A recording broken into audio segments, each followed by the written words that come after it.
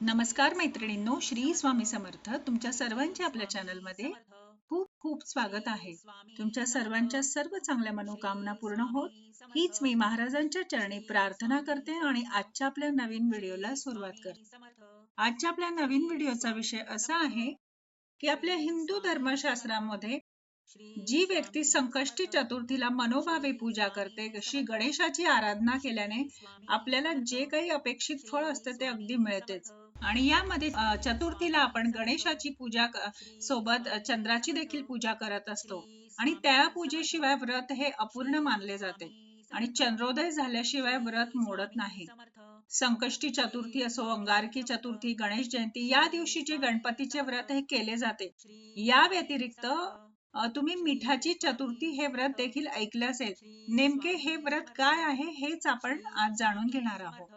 मिठाची चतुर्थी केल्याने गणपती बाप्पा आपल्या सर्व मनोकामना पूर्ण करत असतात. आपल्याला ज्या इच्छा असतात त्या आपल्या पूर्ण होत असतात.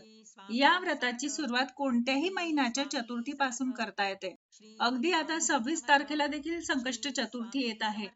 त्या दिवशी देखील तुम्ही सुरुवात करू शकता. 21 चतुर्थ्या या व्रतामध्ये केले जातात. हे व्रत अगदी सोपे असून कोणालाही करता येतात. ते स्त्री असो पुरुष असो कोणीही करू शकतो. हे व्रत सुरू करताना संकल्प करणे आवश्यक आहे आणि पहिल्या चतुर्थीला आपल्याला संकल्प करायचा आहे.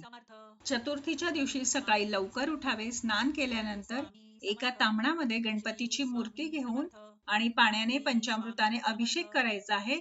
गणपती अथर्व शीर्ष म्हणायचा आहे किंवा गणेश स्तोत्र म्हणत देखील तुम्ही अभिषेक करू शकतात किंवा ओम गम गणपते नमः हा मंत्र म्हणत देखील आपण अभिषेक करू शकतो. आणि देवाऱ्यामध्ये आपण जिथे गणपती ठेवणार आहे तिथे अक्षता ठेवायच्या आहे आणि त्यानंतर मग त्यावर गणपती बाप्पांना ठेवायचे आणि त्यानंतर जास्वंदीचे फूल, 21 दुर्वांची जुडी अर्पण करायची आहे. शमीपत्र असतील तर ते देखील अर्पण करायचे आहे. त्यानंतर देवासमोर साखर ठेवायची आहे. आणि चतुर्थीच्या दिवशी आपल्याला नेहमीप्रमाणे संपूर्ण दिवस उपवास करायचा आहे. या उपवासाला साबुदाणा खिचडी, भगर, वेपर्स असे कोणतेही पदार्थ खायचे नसतात. ही मिठाची चतुर्थी असल्याने दिवसभर आपल्याला मिठाचे सेवन करायचे नसते. दिवसभर तुम्ही चहा, दूध, फळे खाऊ शकतात.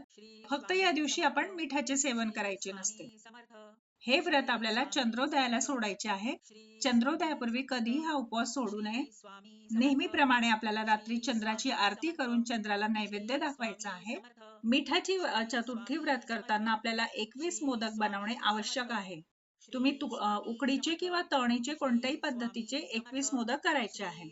तर 21 मोदकांपैकी आपल्याला हे जे 20 मोदक आहे ते गुळ आणि खोबऱ्याचे करायचे आहे. आणि एक मोदक जो असा बनवायचा आहे आपल्याला, त्यामध्ये आपल्याला फक्त मीठ घालायचे आहे. असे आपल्याला 21 मोदक तयार करून घ्यायचे आहे. आणि जर तुम्ही उकडीचे मोदक करत असाल तर तुम्ही ओला नारळ आणि गुळाचं सारण तयार करून मग त्याप्रमाणे 20 उकडीचे मोदक करून घ्या आणि त्यानंतर एक उकडीचा मोदकामध्ये तुम्हाला मीठ भरून घ्यायचे आहे.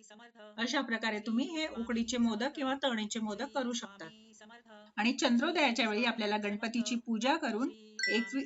चंद्रोदयाच्या वेळी गणपतीची पूजा करून 21 मोदकांचा आपल्याला नैवेद्य दाखवायचा आहे. त्यानंतर आपल्याला गणपतीची आरती झाल्यानंतर उपवास सोडताना जमिनीवर बसून एक आसन घ्यावे आणि त्या आसनावरच बसायचे आहे.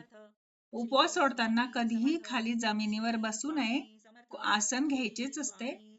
आणि उपवास सोडताना 21 मोदक घ्यावे आणि एक एक मोदक खाण्यास सुरुवात करावी. मोदक खाताना मग ज्यावेळी तुम्हाला मिठाचा मोदक येईल त्यावेळी तो तुमचा शेवटचा घास असेल.